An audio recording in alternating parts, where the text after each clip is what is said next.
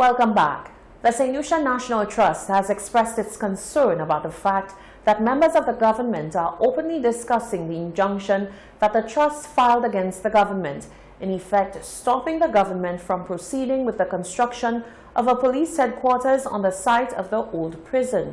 According to a court order, neither side are supposed to be discussing the matter in the public domain. But the government blasted the trust for being obstructionist based on political motives. The trust had argued that the site is of great historical value and could possibly be transformed into a tourist site.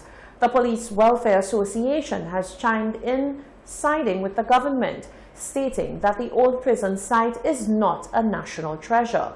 So we've taken the debate to you, members of the public. Here is what you had to say. That should be part of history, you know, because the material and everything they make it out of it, they could never have a building replacing that kind of material, you know. So they should leave it there for history. They should put a nice factory there for young fellas like us to build ourselves in it. Okay? Manite and Collatot. Because my pièce man ya pièce sur la hall nem. Avec la moteur la hall bien bonnet. Top pour monter pour la hall. Destroy it and do something of value, something that would raise St. Lucia, not keeping the old reminder of what that is there, because it makes no sense. We demolish and something new, you know, because the site is such a beautiful site, you know. We can build a lovely structure inside this place, because the old building makes no sense there. But the jail being our history, our people going to jail, man, come on, that cannot be part of our history. This is our downfall, man.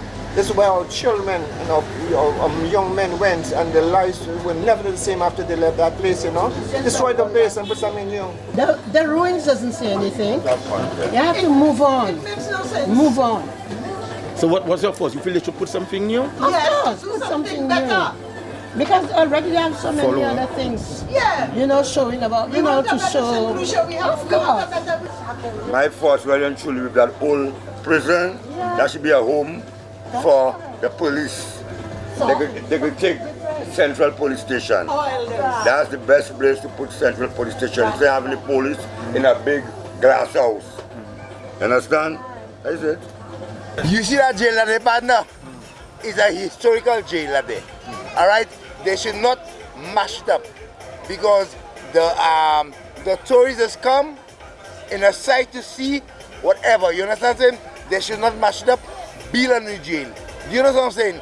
They should not mash it up, because the last time they came to mash it up, and because of circumstances, they didn't mash it up. You know what I'm saying?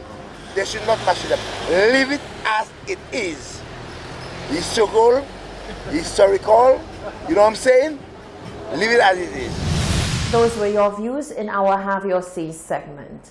In other news, Legacy Calypso is back. On the 8th of February 2020, the biggest names in Lucian Calypso will hit the stage of the National Cultural Center to deliver their classics. They include multiple Calypso title holder and legendary Calypsonian The Invader. Joining him on stage are former kings The Ashanti, Educator and Herb Black, as well as former Soufre Calypso King Alman, who will be taking to the stage for the first time after many years. Former Soca Monarch Alpha will also be joining the Legacy cast. Coming in to celebrate this independent street with their St. Lucian family are two of the region's best. Out of Barbados, Calypso Legacy Independence Edition presents Ras Irie, who won the Road March in his homeland in 1986 with Spring Garden. Another of his stellar hits is Inez. Coming in for this memorable journey as well will be Explainer of Trinidad. Calypso Legacy Independence Edition 2020 will also pay a special tribute to Lady Lynn, who rocked the stage last year and who is celebrating 30 years in Calypso this year.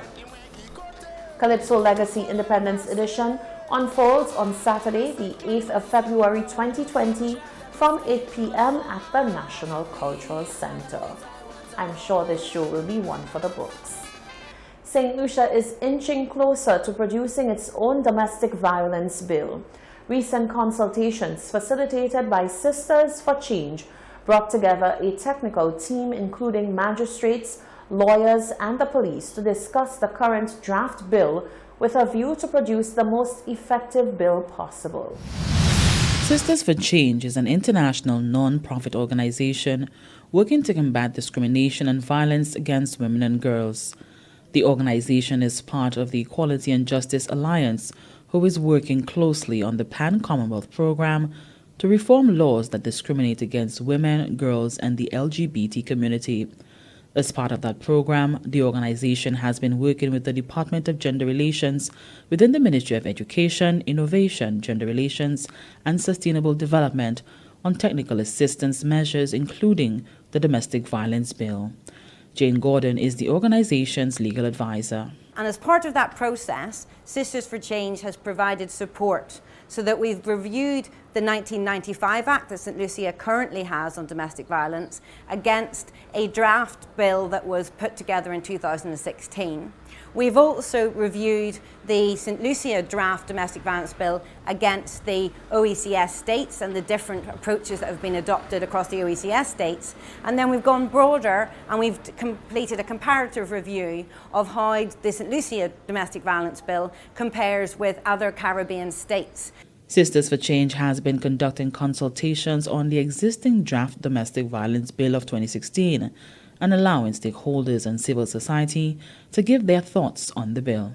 Explaining importantly that this draft bill is a really strong bill and St. Lucia has really taken the international standards that it's obliged to comply with to heart, and it's really trying to produce a very strong bill, but that there are further amendments that can be made to further strengthen the bill. So we've had a really good discussion with civil society and stakeholders earlier in the week, and today is the technical consultation. So that will involve speaking with magistrates and lawyers and representatives of the Attorney General Office, representatives from the police service, to discuss some of the nitty technical points of the bill to make sure that it's workable, first and foremost, and to make sure that the big issues are addressed so that the bill can really be implemented as effectively as possible. Gordon also spoke of the many support services that should accompany such a bill. The big things around domestic violence is not only how to ensure that the survivors of violence are protected and that their children are protected, but there's also a whole range of support services that may be needed. If the victim has suffered physical or mental injury, there will need to be support services in relation to that. There may have to be refuge provision provided if the victim has to flee her home or the male victim has to flee his home.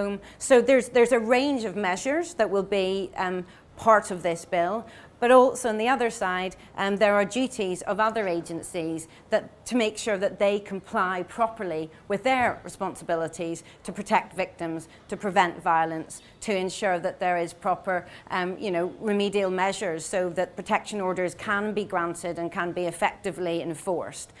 Gordon believes that once St. Lucia adopts its domestic violence bill, it will be one of the strongest within the Caribbean. The Victoria Hospital is continuing work to improve the quality of endoscopic procedures to its patients by undertaking hands-on endoscopy training. More in this report.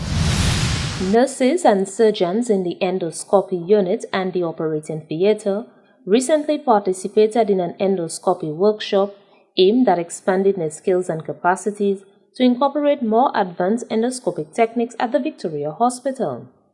Consultant surgeon at the Victoria Hospital, Dr. Alec Charles, says she is very pleased with the training as it allows them to enhance the quality of endoscopy at the hospital. Dr. Maria has come to sort of facilitate our endoscopy this week. In the past, he's come and done endoscopy. But what he's done on this occasion is watch us do endoscopy. And what it means is that we have gone to the next level. We're able to do more advanced procedures. And he's acted as our mentor this week so that we can do it. He knows that the work that he's put in over the years has come to fruition, and he can just watch us do the work now.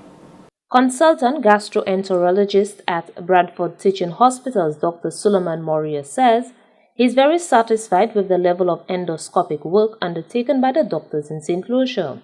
In this workshop, my main aim was to provide support for the local doctors. So over the years, the local doctors have made fantastic improvement in their endoscopy skills, and this workshop's aim was purely to take it to the next level. So for example, I have been able to support Dr. Charles in doing some polypectomies and Dr. Kabiyé in doing some advanced procedures called ERCPs. The Bradford Teaching Hospitals also donated equipment for the endoscopy unit and operating theatre of the Victoria Hospital to the tune of 500,000 EC dollars. Reporting from the Communications Unit of the Ministry of Health and Wellness, I am Fennel Neptune. This is the Hot 7 TV Nightly News. Sports and weather are coming up after the break.